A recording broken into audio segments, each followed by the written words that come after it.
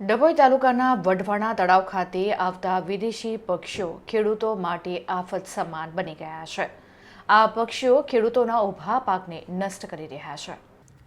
ડભોઈ તાલુકાનું ઐતિહાસિક અને ગાયકવાડી શાસન દરમિયાન નિર્મિત વઢવાણા તળાવ હાલ દેશ વિદેશના યાયાવર પક્ષીઓથી ઉભરાઈ રહ્યું છે। તળાવની આસપાસના 10 થી 12 કિલોમીટરના વિસ્તારમાં આવેલા ખેતરોમાં આ પક્ષીઓ હજારોની સંખ્યામાં ઉતરી રહ્યા છે, જેને કારણે તૈયાર થયેલા પાકને વ્યાપક નુકસાન પહોંચી રહ્યું છે। સવાર પડતા જ પક્ષીઓનું આક્રમણ વહેલી સવારના કૂણા તડકાની સાથે જ વઢવાણા તળાવમાંથી હજારોની સંખ્યામાં પક્ષીઓ આસપાસના સીમ વિસ્તારમાં ચણવા માટે નીકળી પડે છે।